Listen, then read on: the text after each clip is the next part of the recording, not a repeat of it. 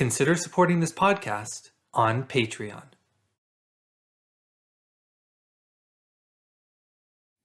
On this episode of the What is Asia podcast, I interview Benno Weiner, an associate professor of history at Carnegie Mellon University, co-editor of the book Conflicting Memories, Tibetan History Under Mao Retold, to talk about his book, The Chinese Revolution on the Tibetan Frontier, published by Cornell University Press in 2020.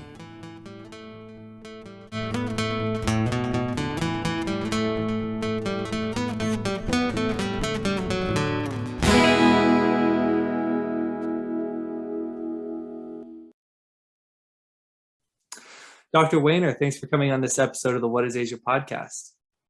Great to be here. Thanks for your interest in my work. Well, I read your book and it was something that was very striking to me. So I'm happy that we're able to have you here.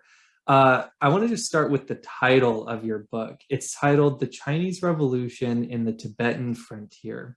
So to start, for people assuming they just have no context to what's going on here, can you just start by giving people a little bit of background to what exactly do you mean when you say the Chinese Revolution?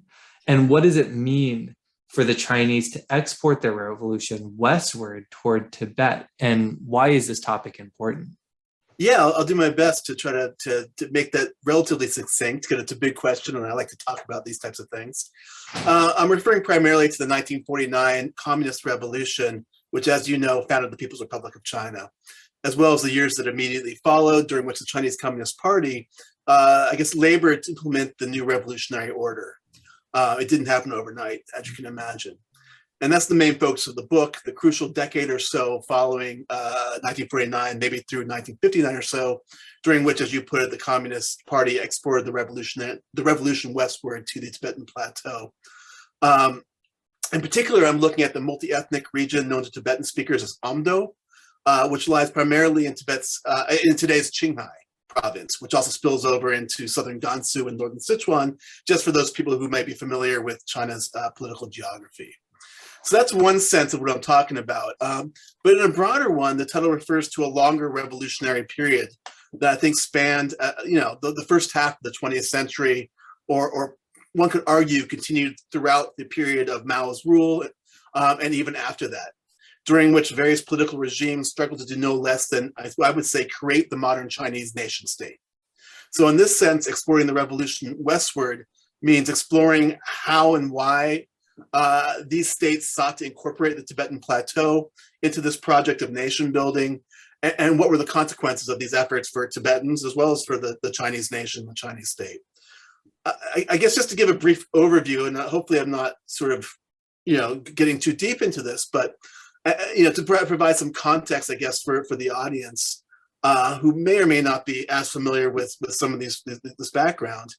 In 1912, the Qing Empire, which for 3 centuries had ruled over not just China, but also most of Inner Asia, places like Manchuria, Mongolia, Xinjiang, and Tibet, and elsewhere, it was toppled. It was overthrown.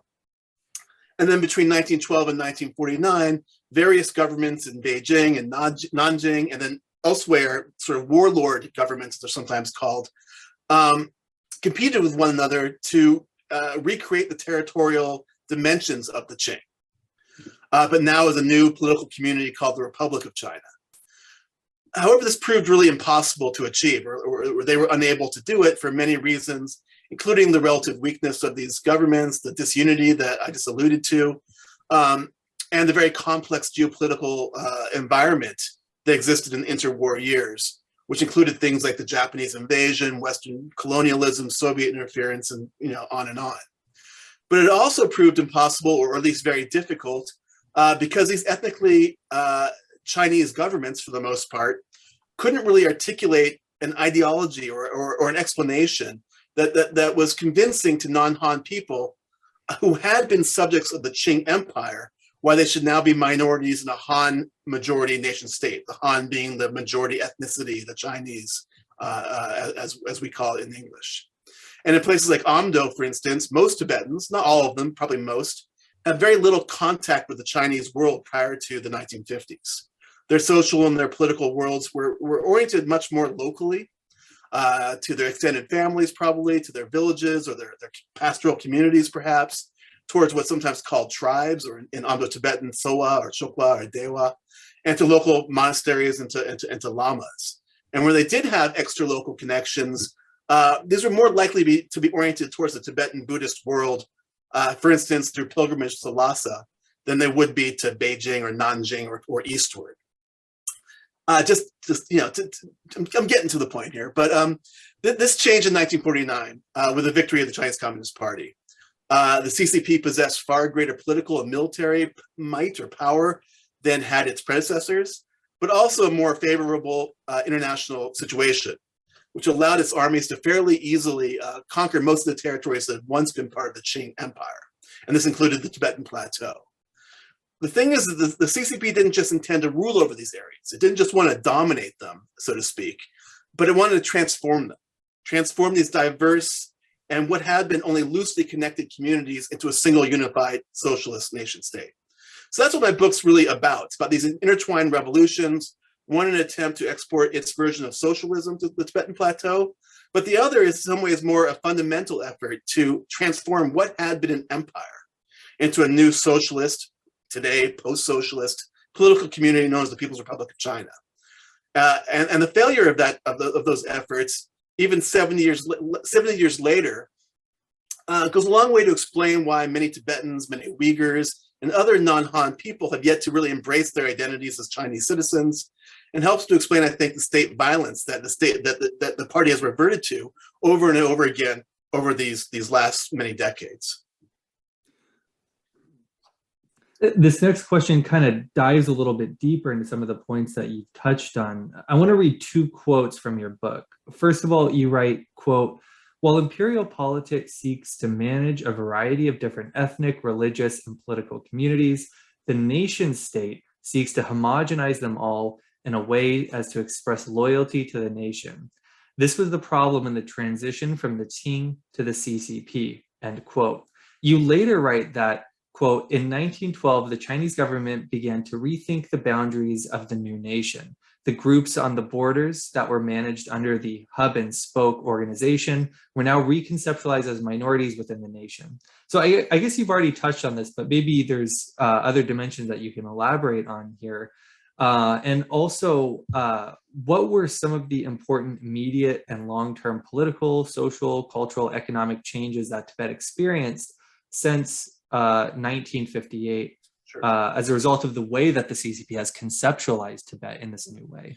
Great. Those are great follow-up questions to what I was just talking about. I'm glad you highlighted those passages, because I think they are, they get to some of the core questions or concerns of the book that I was alluding to just a little bit ago.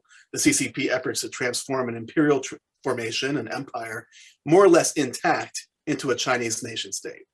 Because usually when an empire collapses, and we can look at a lot of different examples over history, they break up into their component parts, into many different pieces. What was unique, perhaps, about the CCP's efforts, and not just its efforts, was its success in recreating most of the territorial dimensions of the Qing Empire. There are exceptions, Mongolia, Taiwan, but most of those dimensions, and also the people within them, of course, those diverse people. But it also created massive challenges for the party, which then had to determine how to best to govern these non-Han regions, and what the relationship should be between the non-Han people that live there and the state and the larger nation. And that's because a consolidated nation state in all its myriad forms, whether it's China or France or the United States, is very different from an empire in the way that it rules, in the way that it's structured. So I think it's important here to consider what an empire is and what it's not. And what I borrow from the late Charles Tilly, a very important sociologist, who said that empire is a large composite polity linked together by indirect rule. And what Tilly means by that is an empire isn't a single state. It's multiple states that have come under the rule of a single sovereign, an emperor or a sultan or a tsar or whatever we want to call that core, that institution. And that's the hub and spoke formula that you mentioned in the quote, in which each of these different polities, each of these different communities are linked to the center through lines of loyalty and sovereignty in a well-functioning empire at least, but not so much to one another. In other words, their relationship is to the sovereign, not to something like of a wider nation, because the nation doesn't exist, if that makes sense. And what empires do is they rule each of these communities separately, usually by co-opting local elites and employing local political traditions to do so.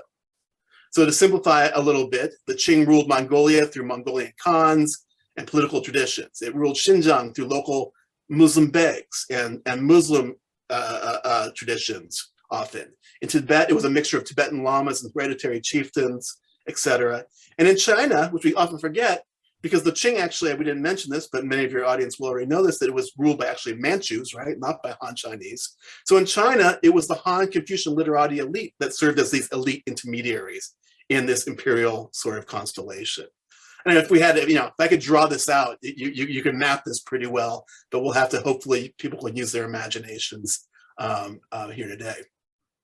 Because as I repeatedly remind my students when I'm teaching, and they often sort of make this little mistake, is that there were no majorities and there were no minorities in the Qing Empire or in other traditional empires. There were no citizens of these empires. Instead, the Qing managed separate and unequal populations through various different manners. And that's not what a nation state does. A nation state endeavors to rule everybody more or less in the same way, right? Everyone's supposed to be a horizontal community. Again, simplification, but that's the general way we think about nations and nation states. When the Qing fell, the regimes that competed for supremacy each insisted that the new Republic of China should include all of these people and places that I've already mentioned many times before, but now as this single political community. And they had various ways of trying to explain this, most famously that the various peoples, the Tibetans and the Mongols and the Muslims and the Chinese and others, were sort of branches from a single family, some sort of racial explanation. But this wasn't very convincing to many non-Han elites, who saw no benefit in becoming minorities in a Han majority nation state. And in fact, the ecclesiastic leaders of both Mongolia, the Chitandapa Bodkan, and Tibet, the Dalai Lama, specifically stated around 1912 that their past loyalty had been to the Qing Empire, not to not to the Chinese nation. And now that the Qing was gone, they would form their own nation states. They didn't want to be part of this new state, this new nation. So this was the challenge the CCP faced when it came to power in 1949, as again, we've already alluded to. How do you build a nation out of disparate remnants of a fallen empire? And that's what the bulk of the book is about. It's one window, it's not the only window, but it's one window into thinking about how non-Han subjects of the Qing were transformed into ethnic minorities in a Han-dominated nation state. And how did that transform them? I mean, it's just been a massive transformation that we could go on and on talking about. But just very, very simply, they've lost, for the most part, the ability to determine their own political, economic, and social worlds. That has now been dominated by the majority ethnic group and the party that it is represented by that ethnic group, if that makes sense. Mm-hmm. On a macro level, not on an individual day-to-day basis, of course. Yeah. Sorry. So you talk about how in the CCP's aim to integrate the Tibet under the banner of a single nation state, it not only resorted to armed engagement, but also set up negotiations with influential political leaders so as to get them onto the side of the CCP. Can you elaborate on this strategy a little bit more and the extent of its success in the CCP's objectives? Sure. Like its predecessors during the Republican period, the leadership of the CCP never questioned the idea that this new state, the People's Republic of China, was the rightful inheritor to the territories and people that were once ruled by the Qing. And of course, that includes the Amdo region that I'm studying. These same leaders, however, and this included Mao Zedong, were also under no illusion that local people understood or accepted this otherwise, I would say, objective fact. Obviously, it wasn't objective, but they believed it was a historical truth. In fact, at the local level and the regional level, there was tremendous amounts of interethnic distrust and conflict throughout China. And Amdo was particularly rife with intercommunity violence between Tibetans and Muslims and Tibetans and Mongols, Han Chinese, but also between different Tibetan groups, for instance, or different Muslim groups. It was a very, very violent time in the first half of the 20th century. To deal with this problem, for most of the 1950s, party leaders insisted that this interethnic enmity and anger and distrust was the fault of the Han majority, and essentially the Han majority alone. That non-Han people had deep and legitimate grievances against the Han people and the states that had previously historically governed these regions. That this anger and this distrust and this fear really was the result of centuries of discrimination and exploitation committed by the Han majority against the groups that were now being called ethnic minorities, Tibetans and whoever else. The party was borrowing this idea from the Soviet Union, actually, and borrowing from the Soviet Union, they called this great nationality chauvinism, or great Han chauvinism. This idea that the Han had discriminated against minorities, and therefore minorities didn't want to be part of a state dominated by the Han.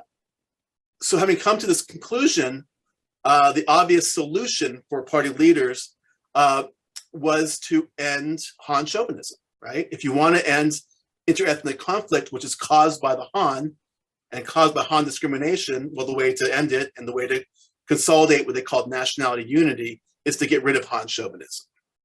And this is a big story, obviously, but sort of to crystallize it down a little bit, they attempted to do this through a strategy known as the United Front, which was a strategy or an approach that really originated decades earlier with Vladimir Lenin and the Communist International as a very practical way to allow communist parties to ally with non-communist groups, non-communist elements in the pursuit of socialist revolution.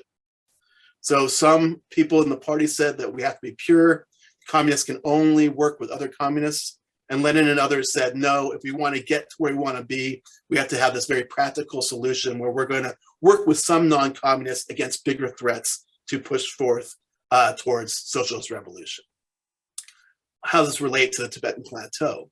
Well, essentially, in Amdo and other minority areas, this meant a transitional period, this United Front period of indeterminate length. They didn't know how long it would take, during which time class struggle would be de-emphasized.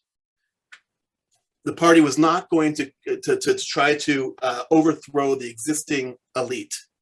Instead, they were going to form alliances with the region's religious and secular leadership as a way to reach the masses, ally with them so that they can spread their policies, which were things like they promised local autonomy for non-Han people, they promised ethnic equality, they promised prosperity, economic development, and these types of things. Now, these were the old imperial elite that in many cases had once served the Qing throne. And by harnessing the charismatic authority of these local elites in support of the CCP's programs that I was just talking about, policymakers promised that among the masses themselves, among the Tibetans that they didn't really have any access to, the party didn't have any access to, over time, class awareness would rise, and what they called patriotic national class consciousness would rise with it. And that means the belief that they were all members of the single nation state. Again, according to these policymakers, as these types of consciousness rose, the masses themselves would build faith in the party, and the bonds that tied them to these traditional religious and tribal authorities would diminish and then disappear. And at that point, those masses, using party speak, of course, would demand what the party called democratic reforms, which basically meant full political integration. We get rid of that old elite, that layer of intermediaries, as well as socialist transformation, which means collectivization, collective ownership of the means of production. And at that point, the period of the United Front would come to its conclusion.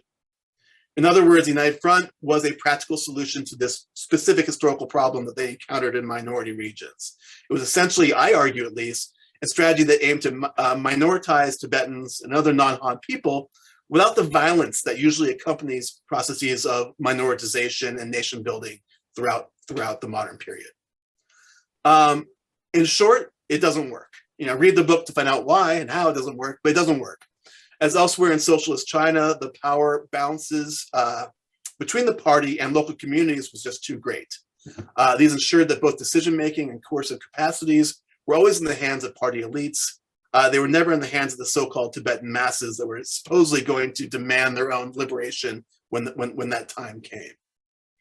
In fact, within the party itself, on the ground, this united front gradualism existed in constant tensions with what I call a revolutionary impatience that was deeply suspicious of practices that pushed aside class struggle, which of course is what the communists, was a core idea of communism, in favor of aligning with members of what they thought of as those feudal leadership. And as the decade wore on and things were not going the way they wanted it to, revolutionary impatience began to set in. With it, the drumbeat calling for these democratic reforms and collectivization grew and grew. And then finally in 1958, as part of the Great Leap Forward, which we don't have time to talk about here probably today, but a hugely important event in modern Chinese history, as part of that movement, checks on Han chauvinism were eliminated. In other words, Han cadres were no longer to be criticized for discriminating against Tibetans and others. And this cleared the path for rapid collectivization. I should add that there's no real indication that the Tibetan masses have been calling for these types of changes, but that's what the party claimed. They claimed that the masses had now decided it was time for this great revolution. What actually happened instead is that a large-scale rebellion broke out, which was put down with remarkable levels of violence that are hard to really describe even here, against the people and cultural heritage of Amdo. Tens of thousands of people were arrested, many thousands were killed, monasteries were destroyed, and so on and so forth. A party secretary of Qinghai would later admit that security forces had committed what he called unforgivable crimes in the process of putting down this rebellion. So in sum, despite the CCP's initial commitment to its own brand of pluralism and minority rights, I argue in the book at least that the process of minoritization in Amdo led to the same type of ethnocultural violence that's often associated with these types of processes of nation making. And I want to point out that this all happened within living memory. So I think we continue to live with the consequences of that failure and of that violence today. People's grandparents lived through it. This is not ancient history. This is something that happened within, again, a couple generations of today. I'd like to kind of move on sort of behind the curtains of the research and thinking about your sources. You note that the primary sources that you use are largely taken from CCP archives, and that the quantitative and qualitative reports that are relevant to your research are recorded with a CCP bias. You further note that even when you came across records that do contain the voices of Tibetans, these records were either curated, partially censored, or in fact may not even actually be reflective of those individuals' true thoughts because, for example, they may not have wanted to reveal their true feelings to CCP officials. So based on this, I wanted to know how you got around the implicit biases in these materials in order to write as even-handed a book as possible. Sure. And also, I'm just curious to know if when you were doing your research in China, were you ever interrogated or intimidated or even directly threatened verbally or potentially even with physical violence by any member of the CCP while doing your research? Thanks. So my students are always concerned about this question of bias, right? And it's an important question, but they tend to think that, and I'm talking about undergraduates here mostly, but they tend to think that bias makes a document unusable or unreliable. But I would argue that every source is biased in one way or another, right? We don't, there's no source that is an unbiased source, an even-handed source probably. So what's important is not so much that a document is biased, but how you recognize, interpret, and employ those biases. In my case, my sources are almost entirely produced by the state. So as you say, it can't be assumed that they reliably communicate, for instance, what local Tibetans thought or said, even when directly quoting them, because these reports are being written by the party and state cadres for other party and state cadres within an incredibly hyper-politicized bureaucratic setting in which their own careers and maybe their safety may depend on what they report. So what do we do as researchers and writers with this type of source? I think you have to be transparent, both for yourself and for your readers.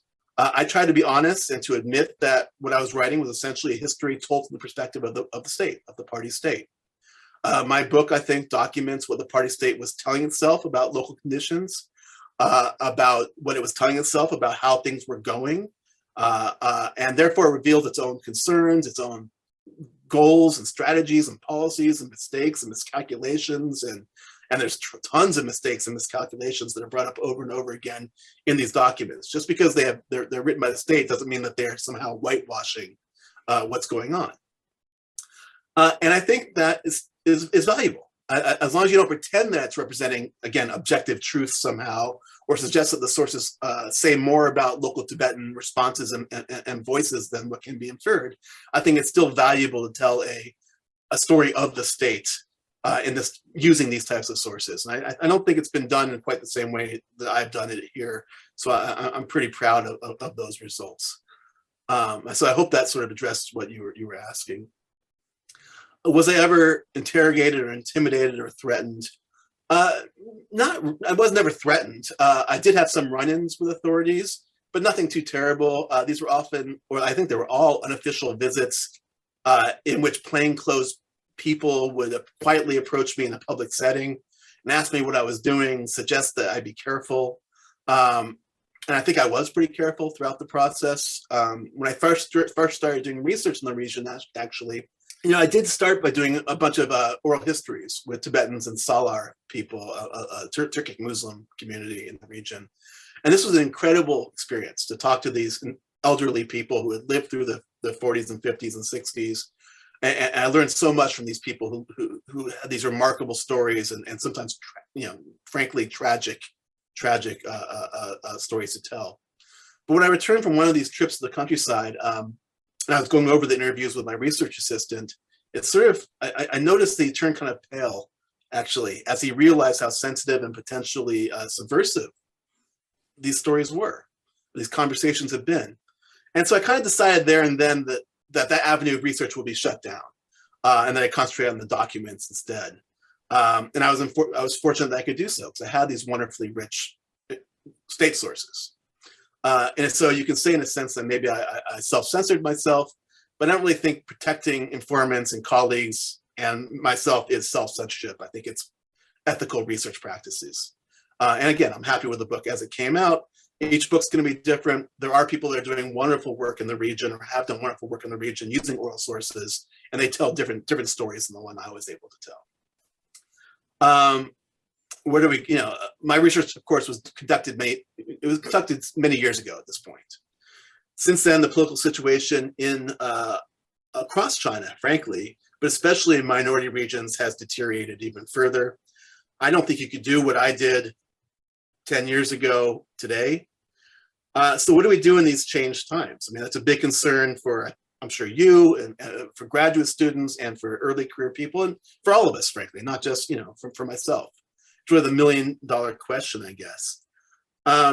Personally, I'm moving more into the Republican period, and I'm using archives from Taiwan, more published sources from the PRC as well.